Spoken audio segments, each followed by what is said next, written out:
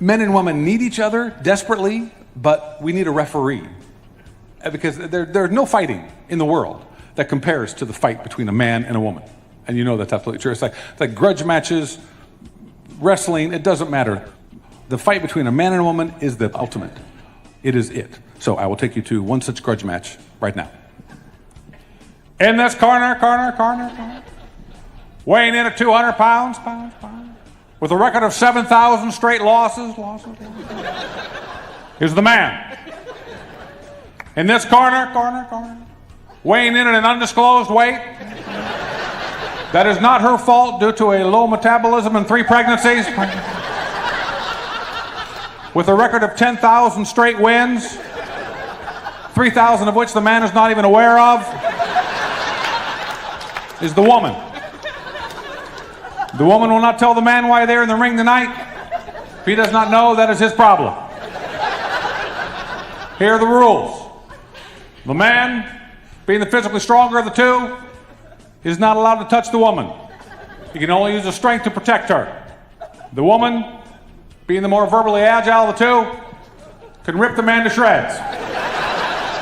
That is fine, because the man will not understand for up to 3 days afterward, at which time he'll demand a rematch and lose again. If the man upsets the woman, he must apologize. If the woman upsets the man must apologize. These are the rules, folks. I want you both to remember that you love each other dearly.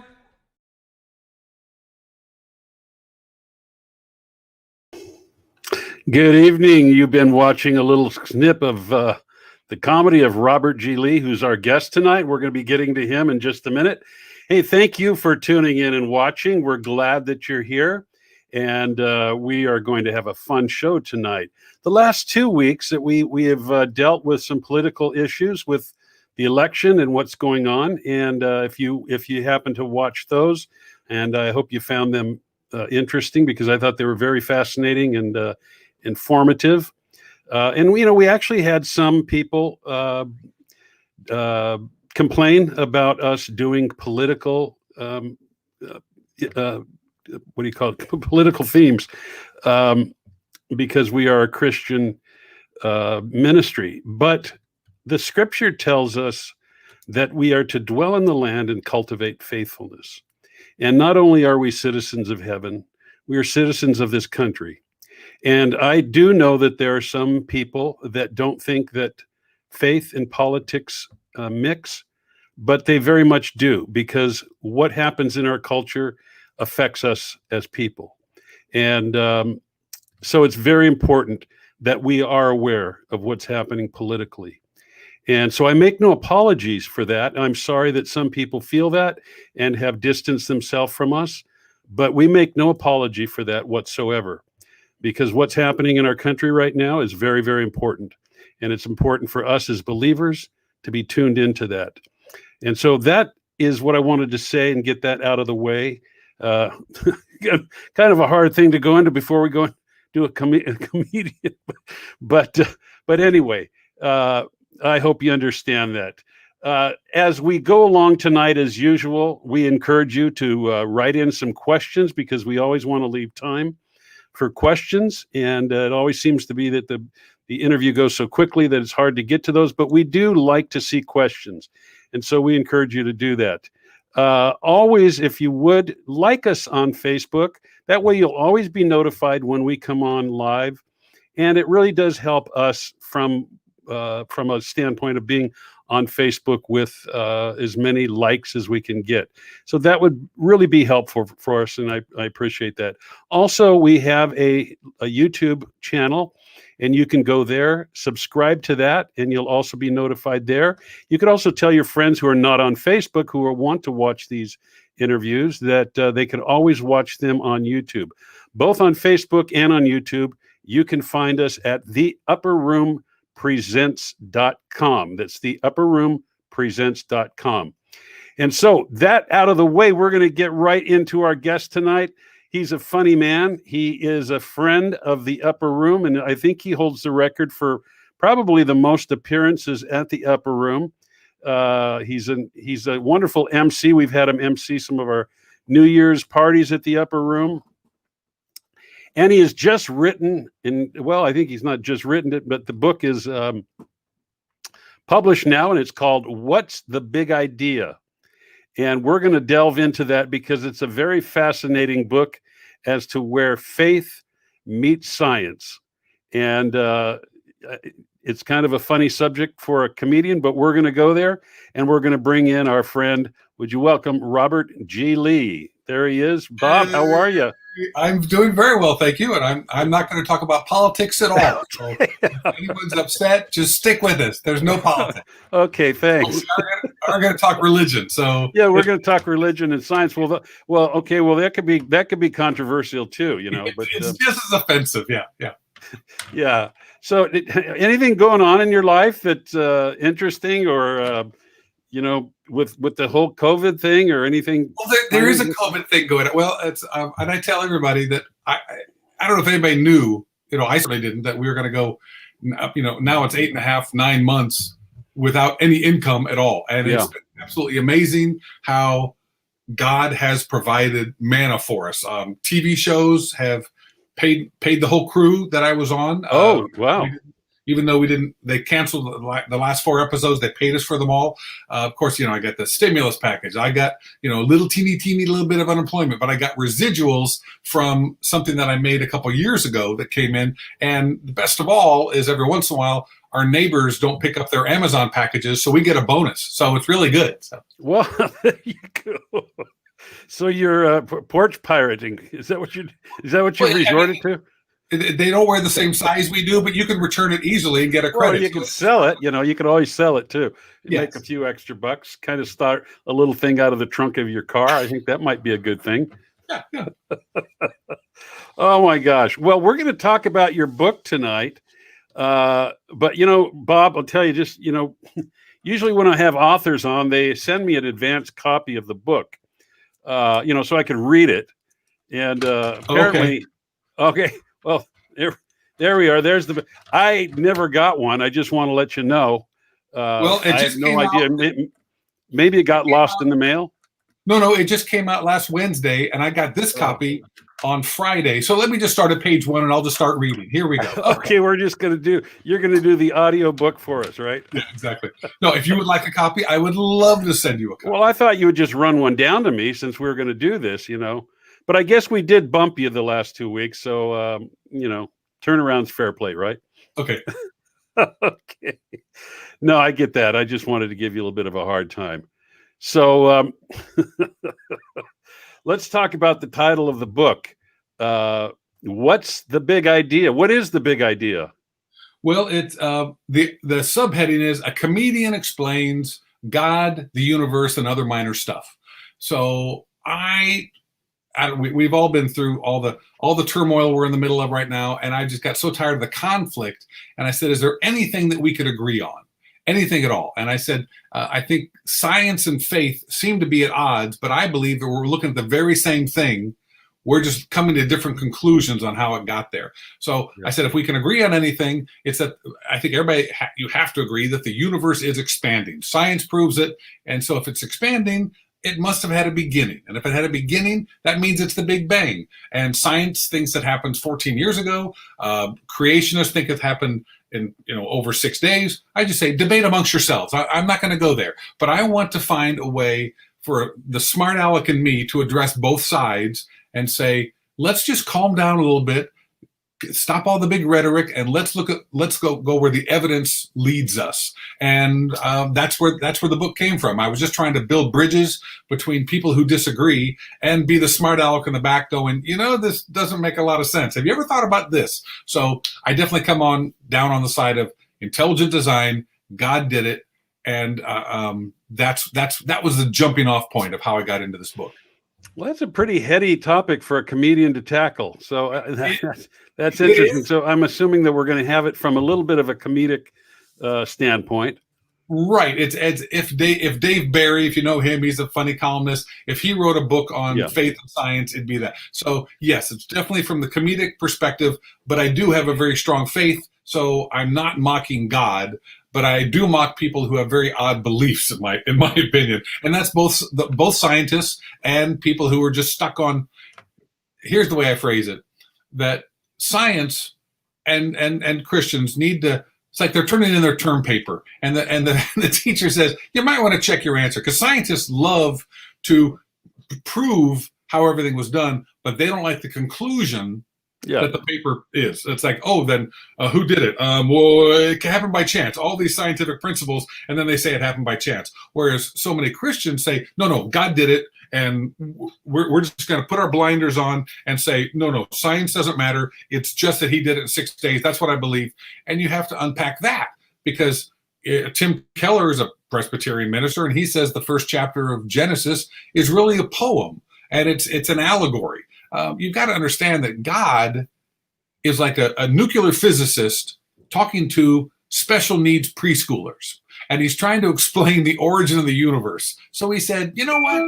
It took 6 days, and here's how I did. I did this first, then this, then this, then this. And now, because we're in an observable universe, science has unpacked what those 6 days meant and how it works. So I was fascinated by it. I was never into science as a kid. I read stacks of physics books. So I took a bullet for the team is what I did. And I'm trying to explain to all the rest of us who've forgotten everything since high school how God did it. Well, that's good for you to take one for the team. I'm glad that you did that. Well, let's see, I'm getting some feedback here. I don't know what that's from. But is it gone? Yeah, I think we're good now. Okay, it was just feeding back for a second. Okay, well, just a little intersection here. I'm just looking at the screen, and Bob Bennett just wrote, Robert G. Lee, 2024.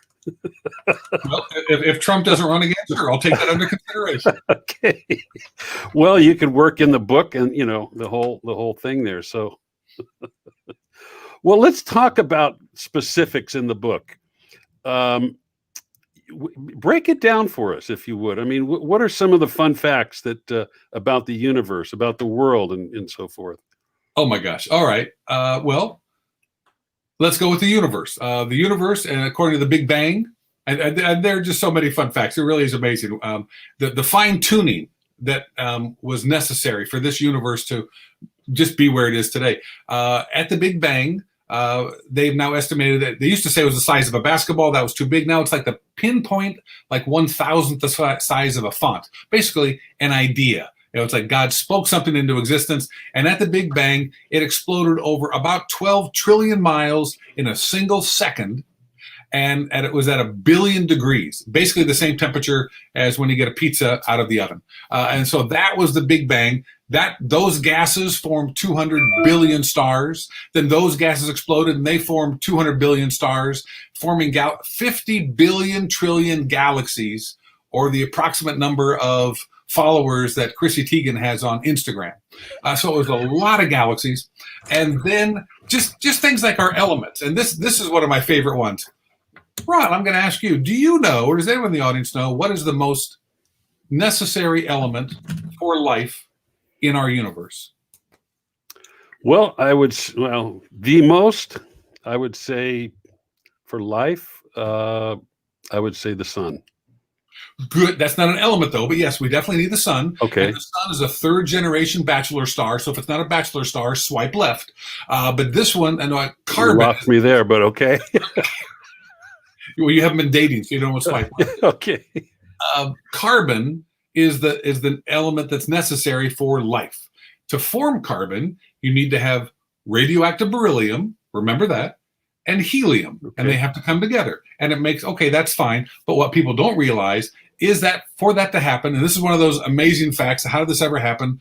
Radioactive beryllium has a shelf life of 0.00000000000000000.1 second. And so in that little infinitesimal amount of time, when it's vibrating at the right moment, that's when helium has to match up with it, and then it forms the element of carbon. How did that happen time and time again, where it's now, I think, our fourth most prevalent element? This is just one fact of the amazing things that God did in our universe. Then you get to our world, and our world is amazing, and that we have to have 9 habitable zones. We can't be too close to any kind of radioactivity, or we've all got to wear hazmat suits. We've got to have enough sun that we have photosynthesis. Without photosynthesis, then mammals like cows wouldn't exist because we wouldn't have grass to eat. If you don't have cows, you don't have cheeseburgers, and we have to eat at Chick-fil-A every day, and that's closed on Sunday, so how do we get around that? The Earth has to have a certain tilt. All these things that happen, no other planet that we found even comes close to our planet and where we live. And then there's your body. Another amazing thing. So I go in the book, I go from the universe to the world to your body. Now, Ron, how many cells do you have in your body, Ron? I'm just going to ask you questions all day long. How many cells? Well, when I checked this morning, I had, but some have died, and most of those are in my brain since this morning. But I wouldn't even venture to guess. I would say trillions. 50 trillion cells. Wow. And every time you breathe, your blood from your heart rushes out and nourishes 50 trillion cells. Then it goes back and exhales. The air goes out as carbon monoxide, which then goes to trees, which had to be here before we existed, which then turns it back to oxygen, and we suck it back in. It's this intricate plan that God designed that it blows my mind every time I think about it. Yeah, but that just happened, Bob. That just happened. Exactly. Well, and people do say that. They say, oh, no, this happened from chance. Well, that's one of the things in my book. If it happened from chance, then everything with a conscience and everything that has thought came from something with no conscience and with no thought. How did that happen? So there's so many reasons, but people they have presuppositions and they don't want to believe where the evidence leads them. I'll give you one last fact. How many taste buds do you have on your tongue? I'm going to say 10,000. You're exactly right. Are you serious? You cheated. The humans. No, I didn't. I didn't remember. I didn't get the book, so I didn't see it. But 10,000, really? We have 10,000, and just so we can taste and all the sweet and sour and everything. Whereas they've proven that chickens only have 30. So I tell everyone it's the ultimate irony that if you fed a chicken to a chicken, it wouldn't taste like chicken. But we can taste. Okay. We can distinguish chicken from another mystery meat, I guess is what you're saying. But it all tastes like chicken, right? Well, yeah. That's that. So you have sweet, sour, and chicken. Those are the flavors on our tongue. Yes. Well, that's some fascinating stuff. And, I've always heard, and it's true, that it takes more faith to believe in the evolutionary process than it does to believe in creation. And absolutely. And people who now God created it, He made it, and even Time Magazine says just as we had a Big Bang, there was in the Cambrian period there was a Big Bang explosion of life. We have no idea where it came from, but there are no interstitial species from one species to another. There's micro evolution, where a dog is a dog is a dog is a dog. And dogs change in size. We can all tell that. But there's nothing goes from like a frog to a bird. That just doesn't exist. The fossil record's not there. So people are hoping for it, and they really want to believe it because they don't want to believe that God created it. But I believe God did it, made it. And when we get to the other side, we're going to see exactly how He did it. But He's given us eyes to see and intelligence to figure things out. But it does. Here's the fun fact that evolutionists have come up with. They said, and this is an absolute. They published this in a paper. They said the female species is their reproductive system is so much more complicated than the male reproductive system. It would take about 50 million years, or excuse me, 5 million years longer to evolve than the male. So that seems fine on paper, but how did that work? If the female took 5 million years to develop the reproductive system, were cavemen just on the side, just waiting, saying, "Sure, we'll hang out here until you are ready to go"? It's like 5 million years. So yeah, it makes absolutely no sense. But those are the kind of things they put out and say, "Well, this makes sense." No, it makes no sense. So common sense tells us you have to follow the evidence, and I believe that God did it. So I'll just keep going back to that same statement all the time. Yeah, that's so true. And there's so much, I think the older I get, I've always been a believer in God's creation, but I think the older I get, the more you see in creation that God's handiwork and what he did to create, because certain things you're going, how could that even have come about? What's the most, go ahead. I was going to say in Romans, what you're talking about is what it says we can look up in the sky and see all the handiwork that God has done. We see the creation, and we are without excuse. So, right. Yep. Absolutely. Absolutely. So what's the most fascinating, the whole concept of your researching this? What did you do to research all of this? Well, I did read so many incredibly dull physics books where people in lab coats really go down tangents and they talk about the multiverses and all this. And so I took all of it and I tried to organize it systematically and have it make sense. And I discovered that people like Hugh Ross are really, really smart people. And so I read a lot of Hugh Ross books, and he's way over my head, but I can glean a lot of what he says. But he says everybody Christian Science. Yeah, he's a Christian physicist, exactly. So, and he's gone through the Bible and proven several things. Like this is what science says, this is what the Bible says. But Hugh Ross and C.S. Lewis says we should all ask 3 questions, and the first is, how do we get here? And so I start off the book with that, about talking about the universe, the world, and our bodies. That's the how. That's explaining beyond a reasonable doubt the amazing facts, just tons and chapter after chapter of just all these amazing things that God did. And then you have to get to, all right, why? And that why is God. And God is the only one who says, I did it. And God's very clear. He says, I'm the only God. There are no other gods. It was me. And after you see what God did and who did it, then you have to ask yourself the big question, and that is, what am I going to do about it? And so the book kind of systematically takes the reader through those steps. And so I had to do an awful lot of research, and I read a lot of books. And what's funny is I had been set up for this for years. I did not know, and this is one of the ways that God works. I had no idea this book was going to happen.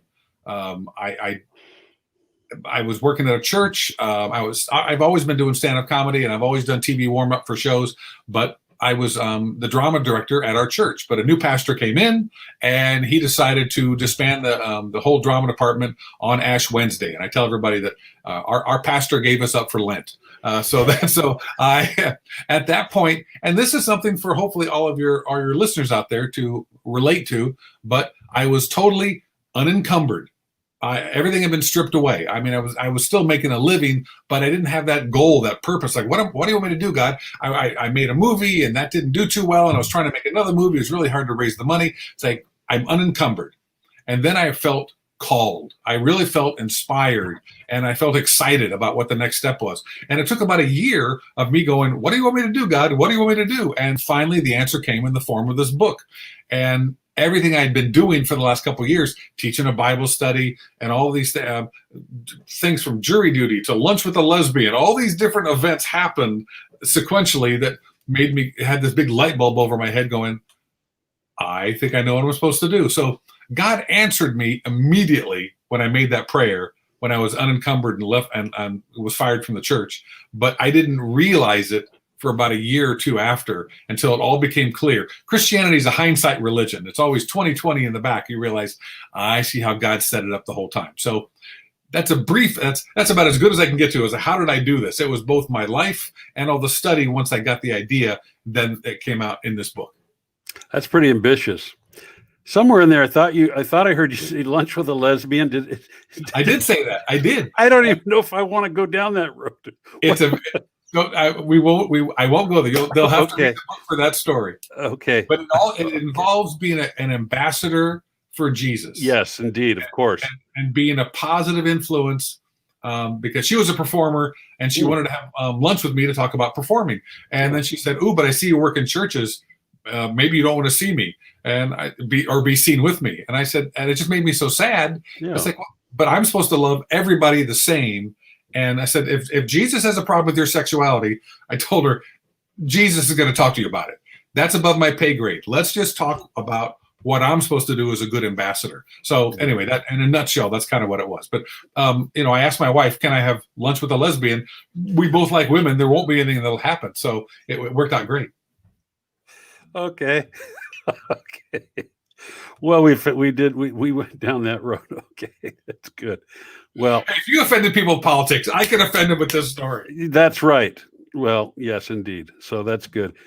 Well, tell us some more fun facts that you found out while you were researching. Oh my gosh. Well, all right. The Earth weighs 6 sextillion pounds, and it's gaining weight every single year. Most of that is water weight. It's so hard to lose that last sextillion.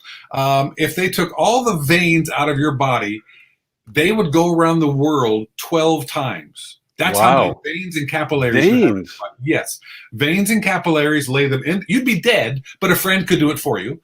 It's like I tell people that our world is rotating right now at 1,000 miles an hour at the equator. Right here in Southern California, it's right around 950 miles an hour. We're going around the sun at 72,000 miles an hour, and the sun is going around the Milky Way at 720,000 miles an hour. And I give you all those statistics so that when you're caught speeding in a school zone, you can tell the officer, comparatively, I really wasn't going that fast. Yeah, 40 miles an hour isn't really that fast compared to how fast Oh my we're God. going around the sun right now. Yeah, that would work, I think, too. So I it's think just from the DNA having 3 billion ladder rungs on the double helix, just the complication of what God went through to make us. It's absolutely stunning, and what He did. And now every other planet, from like our planet has to have a certain tilt. If we didn't have a tilt, then we wouldn't have the seasons that we have. And it just so happens you have to have the moon our size and a sun that goes along with it to give us that tilt. Again, that goes back to the 9 habitable zones. Most scientists say we're in what's known as the Goldilocks zone. Not too hot, not too cold. For example, in our galaxy, in the Milky Way, we're about 26 light years away from the center of the universe, of the galaxy. Excuse me. Well, 20 light years is death. We're at 26. We're just in the safe zone. And if you go any further out, then things don't hold. The gravity won't hold, and those planets fall off. Most galaxies, and I found this fascinating, have up to 10,000 different constellations floating around them. We have 40. So those bigger galaxies, things bump into each other, and you will die. Our galaxy is the quietest there is, and so in our Milky Way, it's the perfect place, and we're on the very edge of it in this clear zone. Everything else is cloudy, but we're in this clear zone where we can measure light and see things that other galaxies and other planets would not be able to see. So again, God gave us all of these gifts to say, I want you to observe your world, know that I did it, but this is all a gift to you. I tell people, just look at our planet and all the gifts that we have, from stone and wood to make homes and art. And every time you eat dinner, it's something from this planet that was a gift from God. That I don't know if you guys ever do it, but I look at things like cake and bread and go, how did people figure out how to make this stuff? And it's like, the caveman days, like, oh, no, don't eat that. Grog ate that. Him dead. Eat this over here. That experimentation that had to happen over time. But somehow we know how to make noodles, and we know how to make tea, and all these things came from the earth, just gifts from God. I'm constantly stunned. And the more you know, I think the more you appreciate all the gifts that He's given us. Indeed, and I think that's kind of what I was talking about. As the older you get, you do. One of the things I did this year, which I've never really done in the past, I've tried it before, but I thought, I'm going to try to plant some vegetables in my backyard. And so I built these, boxes, kind of raised boxes, and did the whole thing. And I went down and I got the seeds and planted them, and then did all the, whatever you do to water them and all that. And we really got a crop of some great peppers and different things, cucumbers, and you take it for granted. You go to the store and you buy one of these pieces of fruit or vegetables, and you just look, okay, it's good. But when you grow it and you think, this came out of this little seed, and then not only just one piece of fruit, but hundreds of peppers that we got on these certain peppers that I like, it just came out of a seed.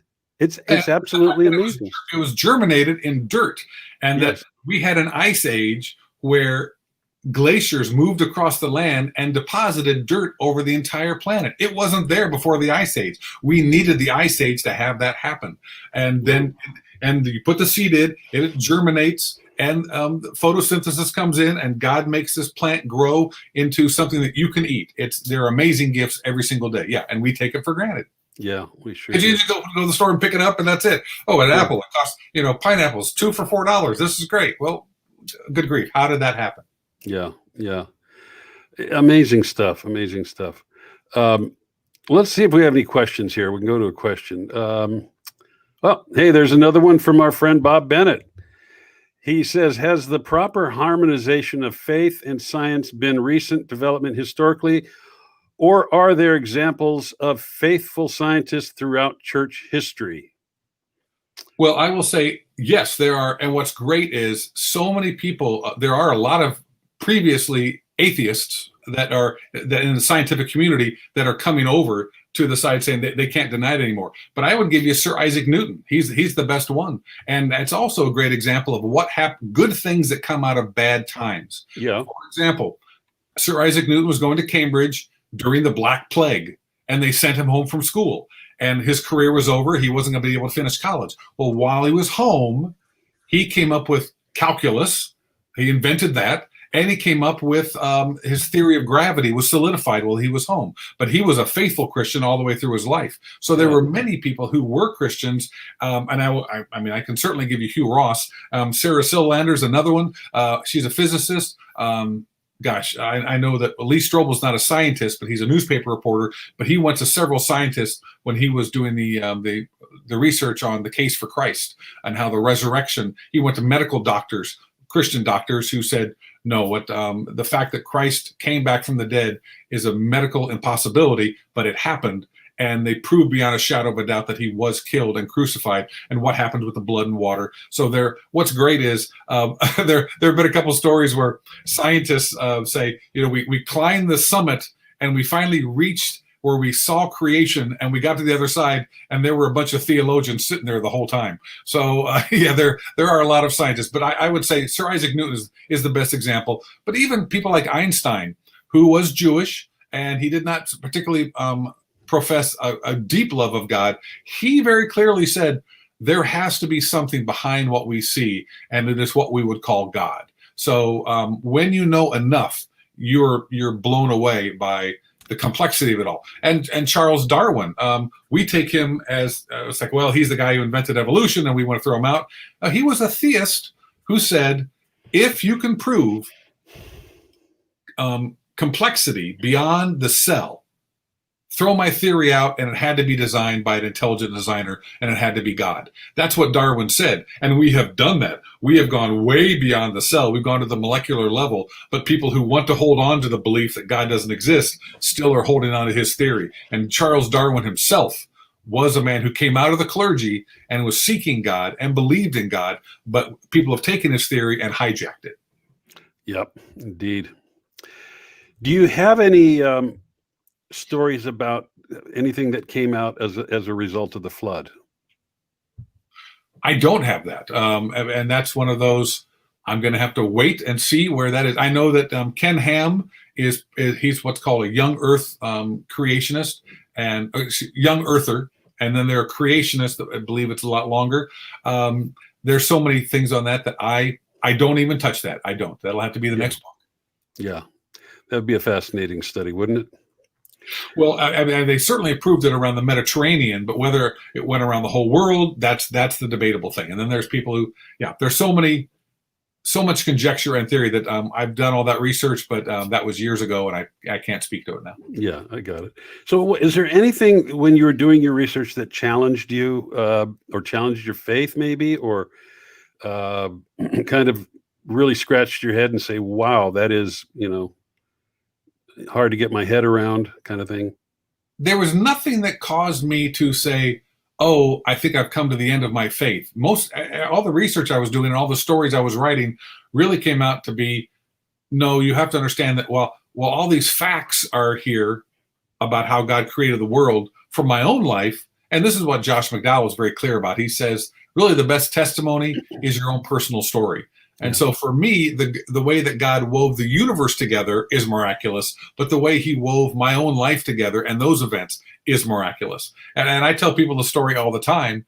So this didn't challenge my faith. This solidified it. I say my life was changed by God directing me by checking 2 boxes. And it's just amazing how your life can shift totally just by a simple shift, a check box. I was taking my SAT when I was back in high school, and I was going to Indiana University. There was no doubt that's where I was going because my dad went there, my sister went there. I was going to IU, and it said check a box on my SATs. So I checked IU, but it said check 2 boxes.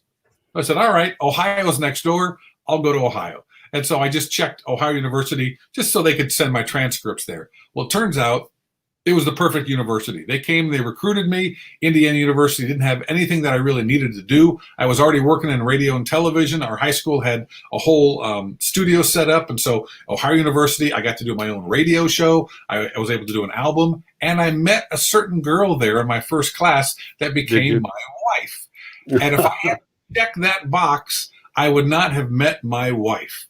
Wow. And the second box was Josh McDowell came to our school, and they sent out cards after a couple of days of lectures where I was blown away by how much he talked about the plans that God had for beginning, middle, and end. And that's when I gave my life to Christ. But it was all because of a check box. Do you want to hear more? And I checked that box. So meeting my wife and meeting God were 2 check boxes that just changed my life. But so many things are woven through my life. I just see God's hand. It's called the tapestry, or in the Bible, Jesus is woven through. That's called the miracle of the scarlet thread. But I think he's weaving, and he weaves all of our lives, these miraculous little encounters that get us to where he wants us to go. So I would not say that I had any crisis of faith at all. Now that the book is out, some people are coming up to me and saying, no, there is no intelligent design. That's pseudoscience. God, we believe in God, but we only believe in evolution. So that's actually pushing my boundaries, and I've got to come up with a couple defenses on that and get my head around how people can thread that needle. So I have no doubt that my faith will be challenged by people who disagree with what I'm saying in this book. Yeah, because you're going to get that, because there's elements of creation that a lot of people don't even really agree upon.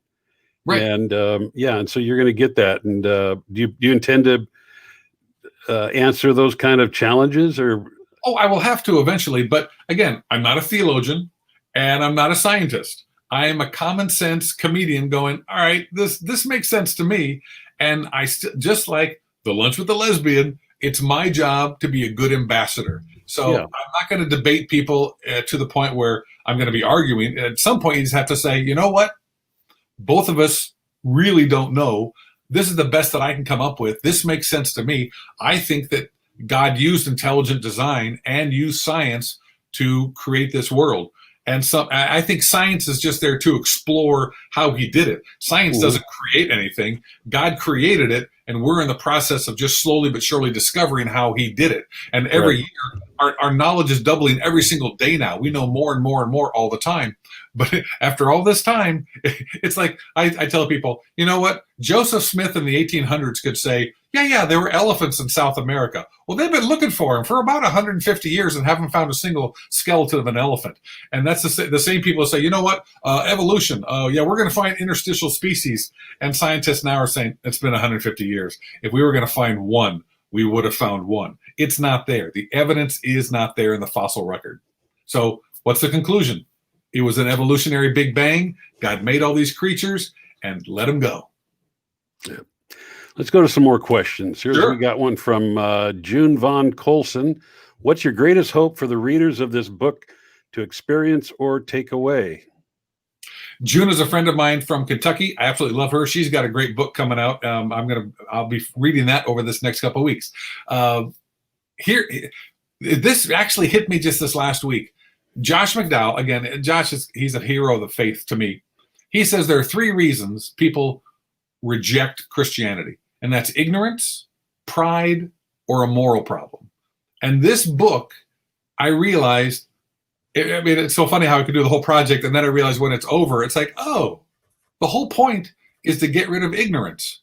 when this book is done, you cannot claim ignorance anymore. I'm explaining how God made the world. I'm explaining who he is and who Jesus is and what the Bible is. And then I'm explaining the world is broken, but you still have to make a decision, because free will involves moving closer to who God wants you to be, instead of just, you can't be an automaton. You've got to make decisions and make choices. So I explain all that. So this book is getting rid of ignorance, and then you have to deal with your pride to say, I either accept it or reject it. So what do I hope? My fervent prayer is that people will read this who are opposed to Christianity and think it's a mindless faith, and see that, oh, the God behind it is so beyond intelligence that we can't even grasp how intelligent he is, that those people would come to a deeper understanding, and personally, I hope, a faith in God that they didn't have before. See, I've written this book for a cynical and sarcastic society. I don't think we can reach a lot of people through sermons anymore. I don't think we can reach them through deep theological books that go so far into it that these theologians go to the minutia.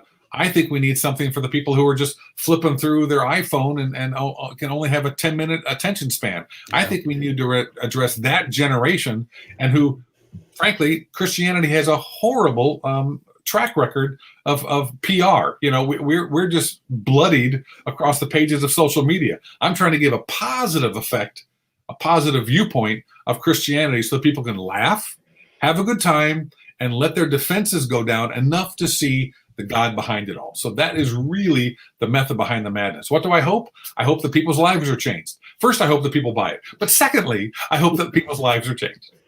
Now, this sounds like it would be also a good book for like young believers, or maybe young people that come to faith, that are coming out of public school, where they're being taught evolution type science, and where they may have questions about their faith and how it intersects with science. I think it'd be I've talked to a couple parents so far and says, oh, this is going to be, I can't wait to give this to my college kids. Because when kids go off to college, that's when a lot of parents lose them, because they leave the Christian nest, and they're out there in secular society, and they're told that God doesn't exist. So this book meets them on that college level, saying, no. These are facts that you can't refute. And when someone tries to tell you this, just know that this is a true fact, this is a true fact, and have them refute that. So I think it's perfect for that, the one who is searching, that high school to college millennial age, who is used to believe in God and doesn't anymore. And this hopefully would bolster their faith.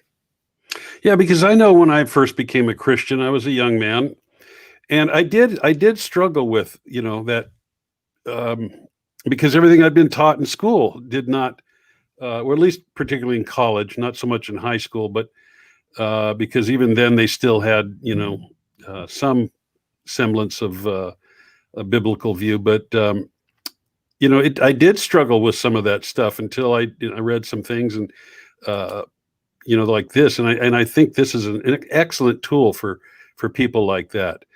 We've got another question from DJ Randy Johnson. Do you believe in chance accidents, or everything is from our choices?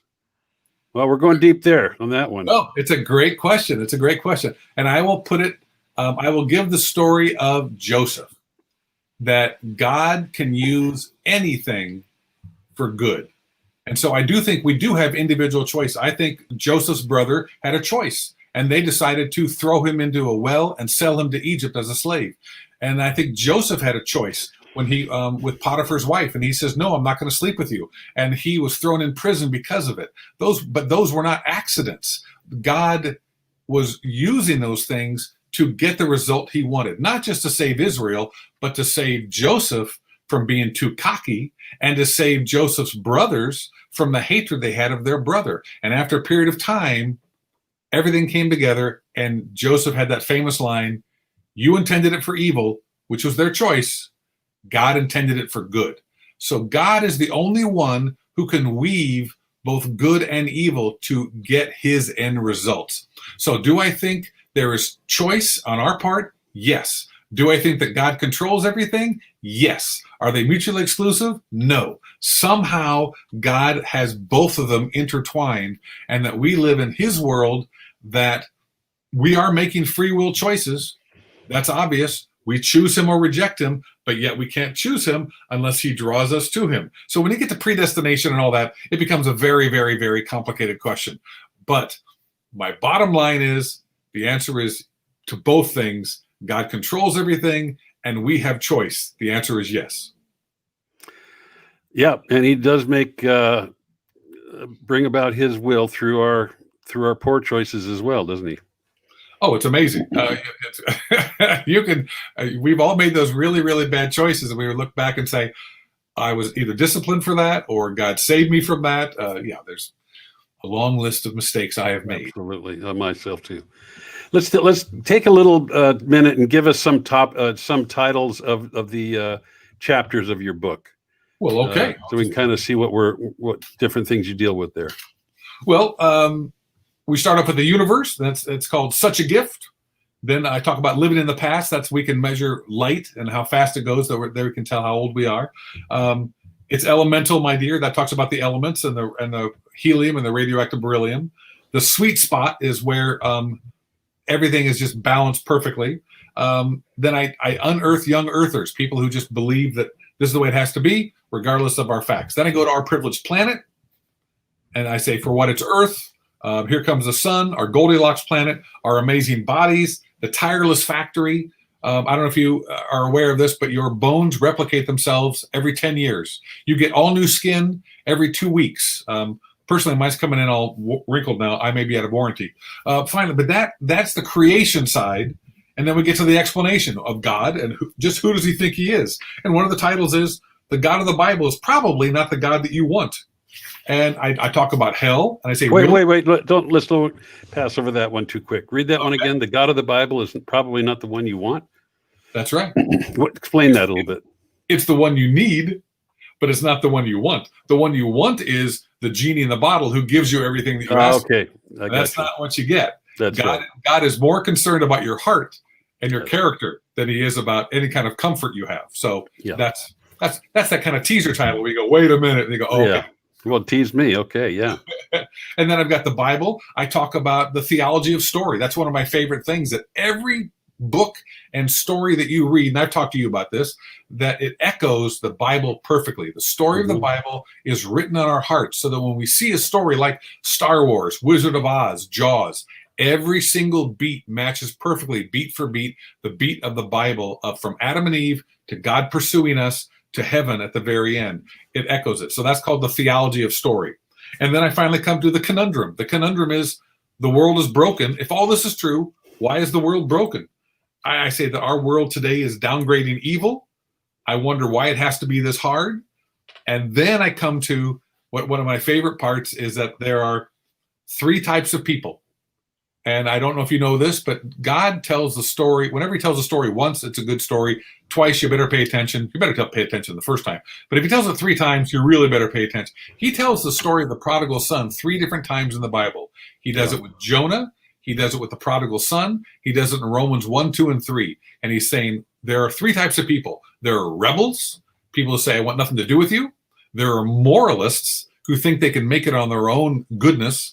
And they're the people, the broken people who are saved by grace.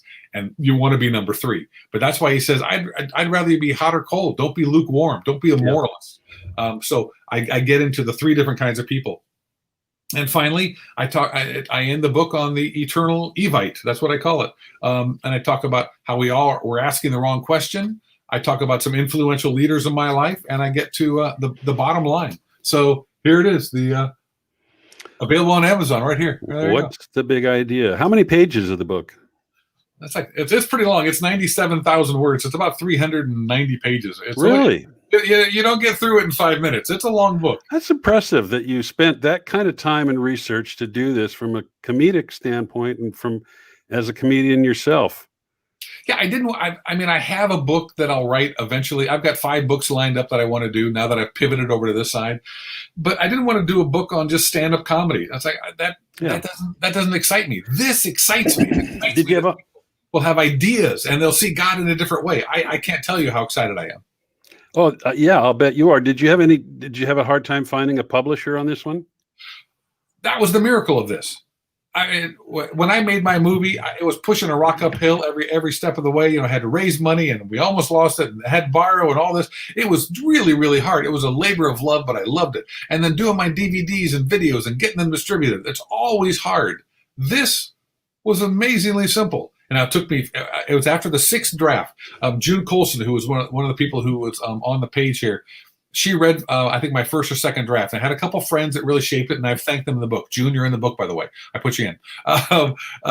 But when I finished the 6th draft, I was like, okay, I think this is it. I think it's ready. And when that happened, first off, an editor came out of the woodwork. She was an old friend of a producer of mine. She says, I love what this project is.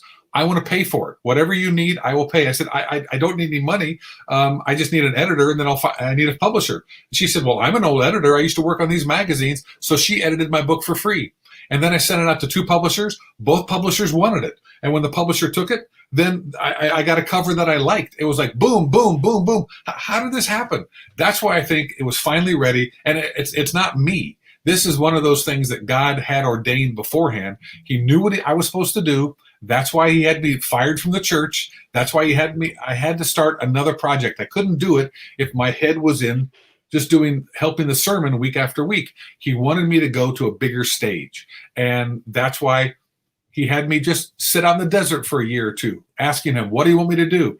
And he prepared me that whole time. And when it came together, boom. It just happened. So this last week, it was #1 in the religion section on Amazon. Now, I don't know if that means I sold 6 books. I have no idea. But that came out of nowhere. So I think this, to me, is the snowball. I'm hoping and praying that God will use it so those people that really need to hear it can get a different perspective on Christianity and who God is. Yes, indeed. I was going back. I thought I saw another question in here. Let's see. Well, somebody. Ann Cochran Coleman is asking me to do a comedy show at the Upper Room, and I've already talked to Ron about that. I'm turning this into a one-man show, and so when the Upper Room is open again, and I've already talked to Ron, at some point I will do What's the Big Idea as a one-man show. So that's already in the works. Well, Ann Cochran Coleman. I think she's a familiar. She comes to the Upper Room all the time. I think. She knows that we've had you there on a number of occasions. Oh yeah, Ann's come several times. It seems. Yeah, she and her husband are great. Yeah, and then somebody asked on here, what's the name of the book and the movie? This is Susan Valdovinos. The name of the movie is. Go ahead, Bob. It's Can I Get a Witness Protection? And that's on Amazon. You can go there and order it on Amazon Prime and watch it tonight. Yeah, and I'll tell you because Bob gave us a private showing of the movie when he was working when finally finished it. It really is a very good movie. Some movies I think that are kind of come out of the faith community, maybe not so much lately, but for the longest time I always felt they were a bit cheesy, if you will say. This one's not. It's a very, very funny, clever movie that you'll enjoy. The characters are enjoyable. The story's very clever, and buy it. It's really a good movie, and you'll enjoy it. You can pay me for that later, Bob. I will send you the book for that. Yeah.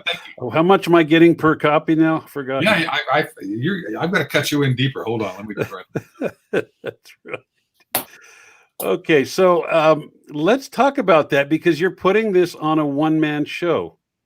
How's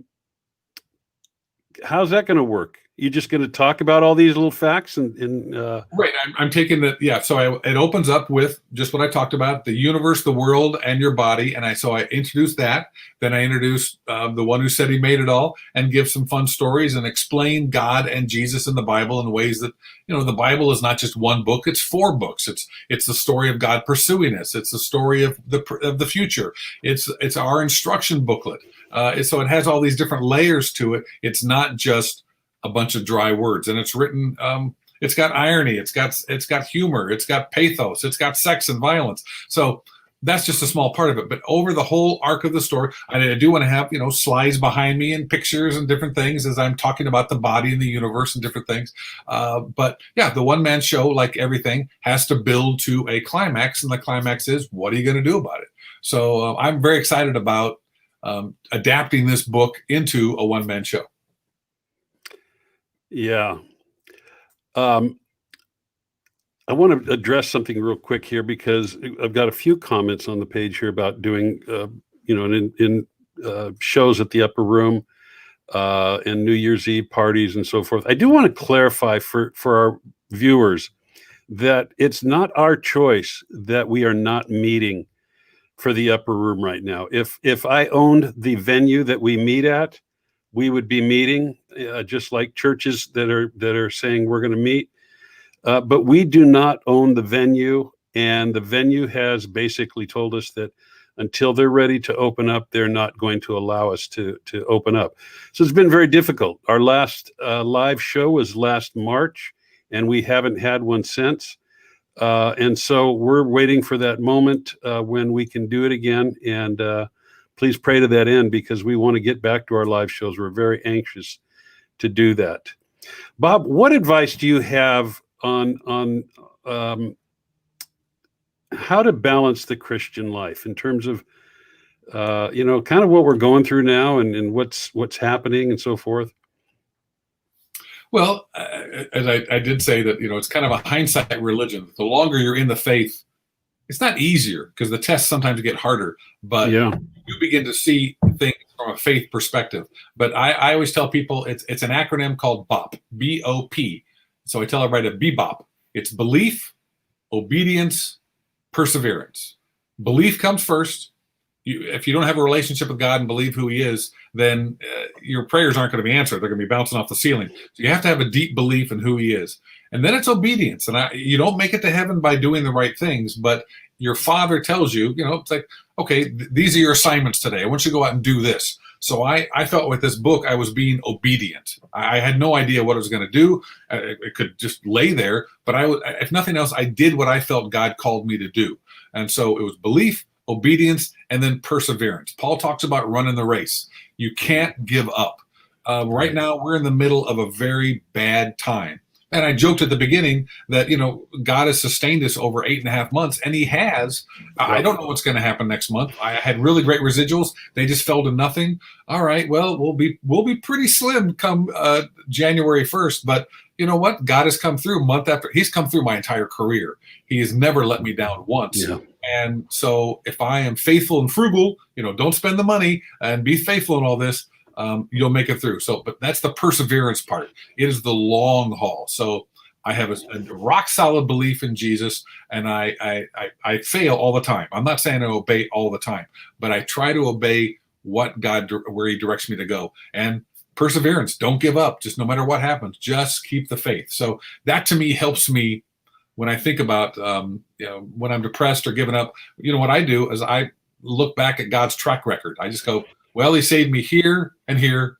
Oh yeah, and he saved me there. Oh, okay, he saved me there. So the longer you do it, I think your faith is deeper because you've seen him come through so many times. So that to me is, it's like the secret to the Christian life. Live a long life. The longer you go, the more you realize that God is in everything, and he's not going to let you down. Boy, isn't that true?